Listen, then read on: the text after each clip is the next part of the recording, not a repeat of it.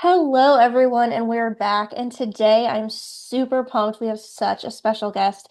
Joining us today is Cindy Goldrich.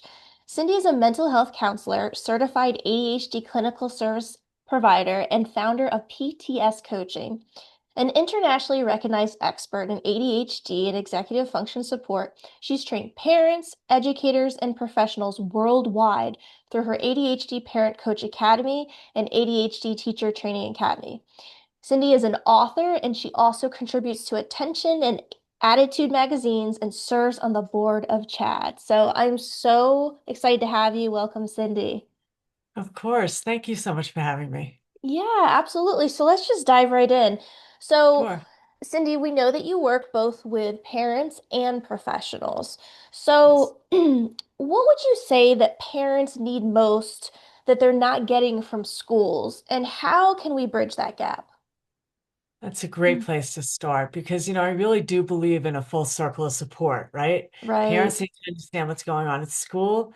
Teachers need to understand what's going on at home, right. right? And I'm a big believer that experience does not mean knowledge. So many of the times, the parents are going to the teachers expecting that the teacher is an expert on ADHD and on executive function challenges. But in Right, reality, teachers are wonderful people. My daughter's a special ed teacher. No markdown on teachers. In right. fact, I always say thank you for your service these days because they're under so much stress and pressure. But the reality is, they have not been trained. And so, what parents need most, I'm going to say, is teachers need to be trained, right? Hmm. So, but that's not something realistically that, I know that a lot of parents are out there like, duh, but, what am I going to do about it? By the time my teachers get trained, my kid's going to be off at college or beyond, right? Right. So, we do need to bridge that gap. So, parents can talk to their teachers, give them resources, but what parents really need is to not feel judged or dismissed. They need to feel supported. And the best way to do that is by working with the teachers, just like in my own parenting programs, I teach about a creating shared solution process where we're starting off with our kid on different sides of the map and we need to Hmm. come together. Sometimes it's that same thing. So we need to have really more consistent communication and training across home and school settings. And, I find that that can be really successful. Parents have brought in my second book. I'm just going to point. That's Hmm. the ADHD Executive Function and Behavioral Challenges in the Classroom. That's a book that I co-wrote with my daughter, who is a special ed teacher. We wrote this book about 10 years ago, and teachers love it because it's got lots of handouts and everything else. So what parents do is they bring it into their teachers and they say, hey, here are some things I've learned that I've been doing with my own kid that have been really helpful. I just want to share this with you. I love So that. that's some of what really works. I love that. And I can attest to that too, because I'm a former classroom teacher. And there really isn't, formal training on executive function skills or, training kids who have a lack of executive function skills. So I think that that's so great that you and your daughter wrote that book, and what a great resource, Yeah. for parents. And I'll just add that, I do go into schools nationwide. I do full day teacher trainings and all of that. The comments I get afterwards are so encouraging. And the feedback I get even months later, like the changes they made in their classrooms and the aha moments they're having with the kids and the connection that they're creating. It's so doable. It doesn't take so much. Just like when I do the parenting work, and you know this too in your work, Mm, parents, once they learn certain things, it's like light bulbs go off and things change forever. It doesn't right. mean that problems go away, but now they have the foundation to work from. Right, absolutely. Absolutely. That's great. So, Cindy, there's so many myths out there, right? So many that we could debunk like all day long. But what would you say, in your professional opinion, is the biggest myth about ADHD parenting that you'd like to just debunk once and for all? Absolutely. Hmm. Stop trying to come up with that right motivation and that right consequence. That ain't where it's at. Mm, Consequences are not going to teach behavior. mm, They may stop behavior in the moment, maybe even the short term, but when we change our lens and we realize that these are usually skill deficits with the kids, right. we shift the whole way we're approaching it. We're not worried about enforcing punishments. We're worried about teaching skills. So I could talk another Yeah. 3 hours on that. But that's the biggest myth I'm going to talk about. Oh, 100%. And just to piggyback off that, if you don't mind, Cindy, like I have Of so course. many parents that come to me and, they're just like, what are effective consequences for a kid with ADHD? And I Hmm. love that you shared that. It's really not about punishing and shaming. It's really about trying to fill in those gaps. Do you think that there Yeah. are any appropriate consequences, for an ADHD child that you would recommend? You know what? Here's how I'll answer that. Because Okay. I understand the question. I know Yeah. exactly where you're coming from. My philosophy is parent the child you have.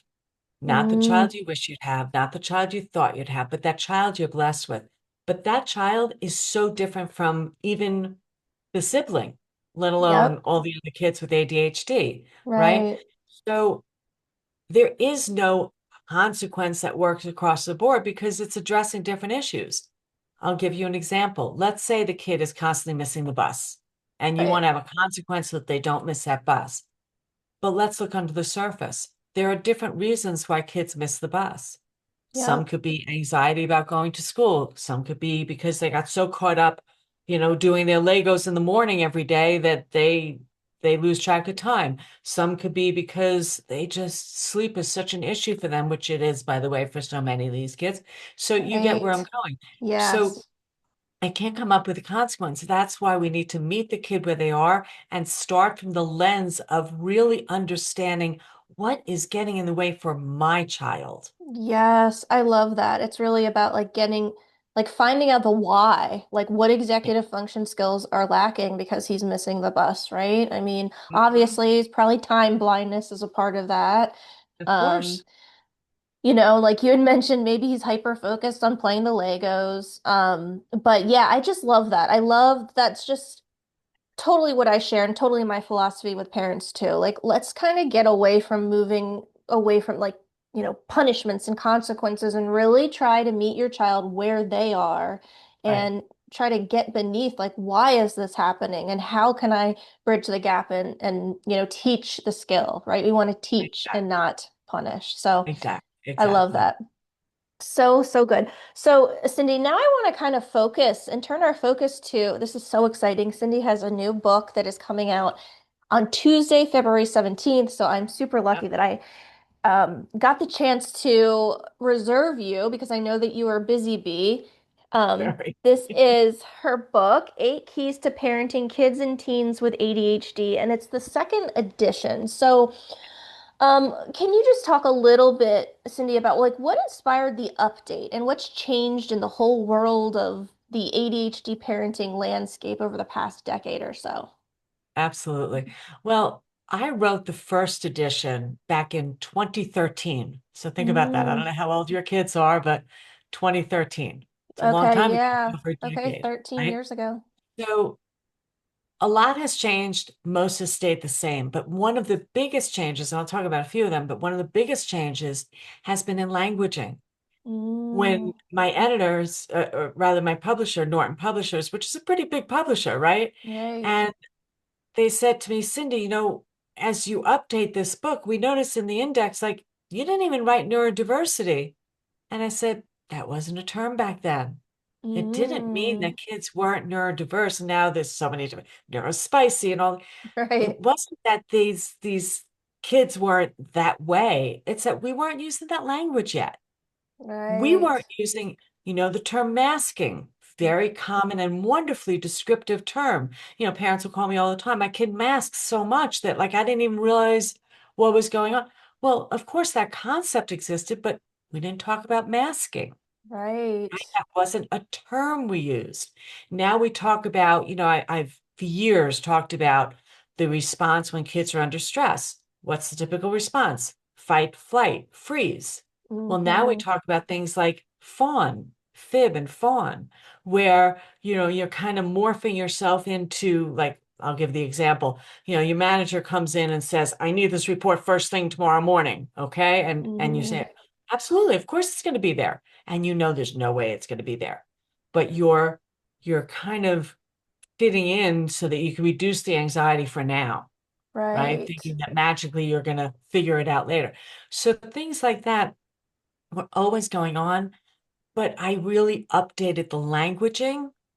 So Mm, that's one of the big things. But another thing is we understand more about the impact of executive function. We understand more about some of the practical strategies. We understand that screens and all of that are impacting. But also, one of the interesting things about my first book was that so many therapists were using it and educators were using it because they wanted to really understand. So I've added in that lens as well. So now it's more of a book that professionals can also utilize. So there's oh, been a lot of update. It's 80 pages longer oh, and it's got a whole wow. new title because that's the other thing. The original title wasn't even taking into account executive function. Even though I talked all about executive function in there, it Right. also wasn't taking into account teens. It was really more children, but there's a lot more support, in terms of teens as well. Yeah, yeah, that's awesome. And I know that your book talks about creating shared solutions with kids. Right. Can you talk a little bit about that? Can you tell us like kind of what that means? Absolutely. It's where we're shifting the power dynamic from the traditional parenting of, if he wanted to do it, he would do it, to the Right. possibility of, gee, why isn't he doing it? I was talking with a parent at a session early this morning, and she was saying that like it's so frustrating because I see him do it one time and now he's not doing it.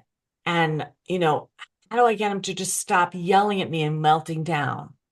And I said, Right. well, if we focus on that he's yelling at you, we're missing something very important. He doesn't want to be yelling. Do you ever want No, to yell? Do you ever feel good when you're yelling? You no never way. do, right? Mm-hmm. It's because something has happened for him that he can't handle what's in front of him. And so he's lacking the skills in the moment to deal with what he needs to deal with because he's Mm, not succeeding by yelling. I mean, yes, he may have the parent back off for a while, but that's only a temporary solution. That's not getting rid of the problem. So creating shared solutions is really about helping the parent shift their understanding to see, why is Johnny not complying? What is mm, really getting in the way? right. And how can I communicate with him that, most importantly, kiddo, I'm sitting on the same side of the couch with you. Problem's over there. It's not between us. Right. I want to figure out what's making this so hard. And I do need to share, this is my expectation. This is what my concern is. So how are we going to make this work? So Right. we're really, and that's where it ties back into the consequences. If I just focus on what consequence is going to get you to change your behavior, I'm missing the boat. In this scenario, I'm working with my child to say, how are we going to make this work? And recognizing that, yeah, I do need to have boundaries. That, yeah, at some point, your room may need to be cleaned up, right? But Right. let's talk about how to make that work. And if it's not working, let's figure it out.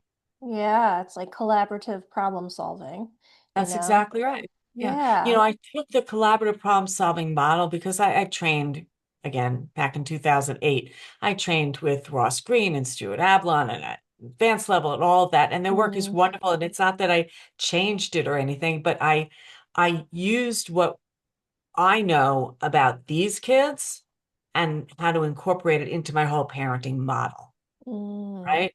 So that we're okay. not that we're looking at all the different but what ifs and how come and all of those other things. So it's really expanded in that way. Yeah, absolutely. So, Cindy, what would you say? A lot of parents seem to kind of take the blame. They put a lot of blame on themselves for their child's struggles. So, Hmm. how can we reframe the conversation around ADHD? Yeah. Thank you for bringing that up. One of the first things I say in my Common Connected workshop series is I quote Thomas Edison, I have not failed. I just found 10,000 ways that won't work. Hmm. Right? Yes. Parents are doing the best they can, but it's not failure. Kids with ADHD are born that way. This is a neurobiological condition that Hmm. most parents are not prepared for, especially those parents who have undiagnosed, untreated ADHD. And guess what? That's about half the parents, Yep. right? This is highly hereditable. So parents need education. They don't need shame. Blame is going to shut down solutions. When we Right. focus on skill building and connection, then everyone does better. And so my whole common connected model is about empowering parents to lead with compassion, right? Yes. And clarity and not, you know, here's the other thing I would say. When I mentioned parent the child you have, parents get lots of well-meaning advice from their own parents, from their Hmm. siblings, from Yep. the teachers, from their friends. And the thing is, they're not living in your shoes. Right? Right. And when you realize that every child with ADHD presents differently, even if your best friend has a kid with ADHD, maybe they have two kids with ADHD and they have ADHD themselves, that's not helping you with your kid. Right. Knowledge is helping you with your kid. Understanding all of it is helping with your kid. Yes. Yes. So, so good. So, I wish we could talk all day, Cindy, because I love talking to you. Cindy was like a guest speaker on my last summit. She's amazing. But if there's any last thing, Cindy, that you would like to leave the listeners with today, Yeah, maybe it's something from the new addition to your book or anything. absolutely. What would you like Absolutely. to share? I would say one of the biggest shifts that parents can make and the biggest difference they can make is be curious and wonder why. And I'll give Hmm. you an example of what I mean by that. What's the emotion you feel when you hear me say this as a parent? Hey, Johnny, do me a favor. Go upstairs, get your backpack, your shoes, your tennis racket. On the way down, grab my water bottle. See if I shut my light off. I'm very overwhelmed. You're overwhelmed. And Yep. how are you feeling when, you know, the assumption many parents make is, oh, my kid can't do that, right? And what's the feeling that we have? That frustration, like, yeah, if he wanted to, if I was asking him to just do all things he wanted to, right? Right, Right. right. But if we wonder why, I wonder why he didn't come down, and we add in all our knowledge, our really factual, deep knowledge about Mm, executive function and ADHD, we may actually have some good hypotheses why he's not coming down that have nothing to do with him being a bad, lazy kid. So now right, that frustration and anger I was feeling, that angst I was feeling, now becomes, okay, let's solve this. Let's right. figure out what we need to do. So that's what I ask of parents. And we're here to support all of that, right? I mean, that's the work you do, that's the work I do. Mm, We can help you around that. But first, that's where we need to start. We need to get curious. And I'll even add more onto that, which is challenge yourself to come up with two or three scenarios that put your kid in a positive light. For mm, example, oh, maybe he didn't come down because he's still reading and studying for that test and he was mm, so absorbed. Or maybe he didn't come down because he realized that his friend had a really bad day and he was texting with his friend to try to make his kid feel better. I don't know, I'm making these things up, but I'm right. sure you challenge yourself, really challenge yourself to realize that your kid's not just trying to be bad or lazy or anything else. You may come up with something. Yeah, I love that. I love that. What a great way to end. Just get curious, right? That you hear that get curious, not furious. Like just try to figure out. Exactly. And I love that you just offered. Like try to come up with two other scenarios that could be the truth, right? It's not Yeah. Yeah. 9 times out of 10, kids are not just being defiant and I'm just not going to listen. Like, think about like what skills could be missing, like could they be hyper focused? Could they still be studying for that test, helping that friend? So I Mhm. love that. That's Yeah. awesome. That's awesome. So, To everyone listening, I really encourage you, please go out. This comes out on February 17th, which is next Yeah. Tuesday. 8 Keys to Parenting Kids and Teens with ADHD. And it's the second edition, supporting your child's executive function. So go get this on Amazon. I'm sure it's all over the place. Great All over. read. Cindy sent me one and I've started it. And what I have started is gold. So make sure that you get that. And Cindy, could you just tell everybody where they can find you? Sure. So my website is PTS Coaching, and it stands for Pathways to Success, because I think they all have a wonky kind of pathway, right? Not a Mm-hmm. straight pathway. So Yeah. it's ptscoaching.com. You're always welcome to email me. My Mm. email is cindy@ptscoaching.com. And I do have a free gift for your listeners. If Nice. they go to ptscoaching.com backslash Christina, Mm-hmm. then and they just, email me through that link.